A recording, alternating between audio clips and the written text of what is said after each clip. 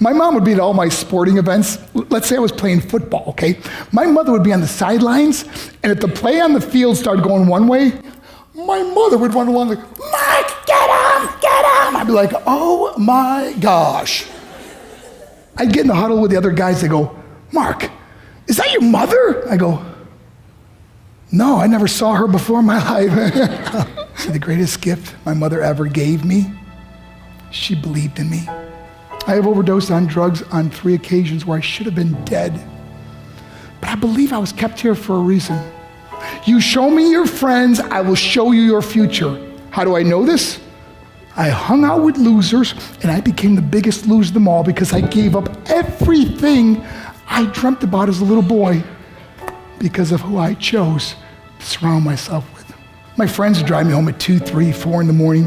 We'd be drunk and high, laughing in the car.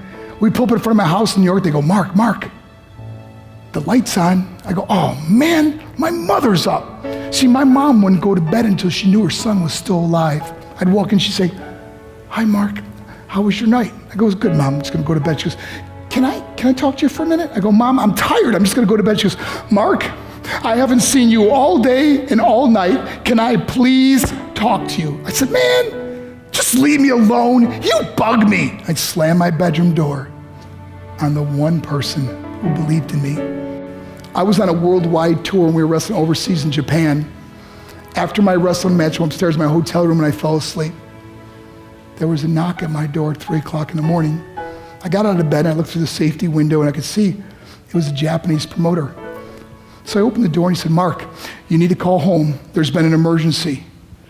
I went and got on the hotel room phone. I called back to the United States. I said, hey, what's going on? They said, Mark, I don't know how to tell you this. I said, just tell me what happened. All of a sudden they started crying. They go, Mark, I can't tell you. I said, just say it. They said, Mark, your mother died.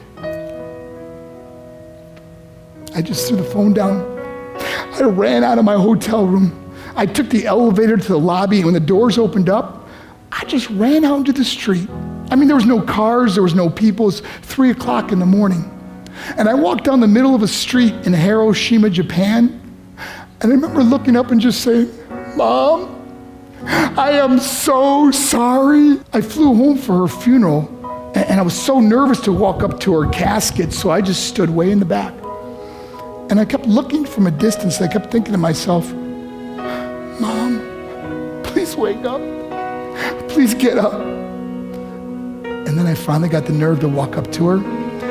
And as I got closer, I could see my mom for the first time. I mean, she was so beautiful.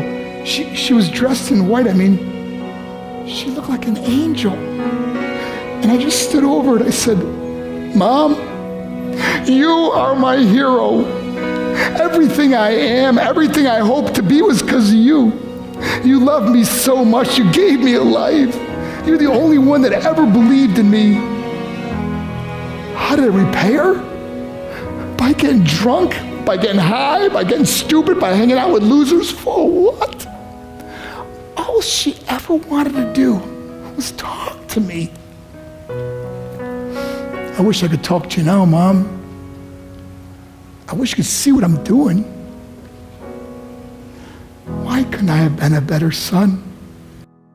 We are defined by our choices. But if you surround yourself with people involved in drugs and alcohol and pills, it's a dead end. I'm not here to preach to you. I'm here to tell you I lived that life. It leads to broken hearts, broken relationships, broken dreams, and death. For what? To get high? If you have a mother or a father, when you go home, tell them how much you love them. See, my whole life was about being rich and famous. I had to be a millionaire. I had to win the race. I had to win the race at the expense of my marriage, my family, my friends. For what?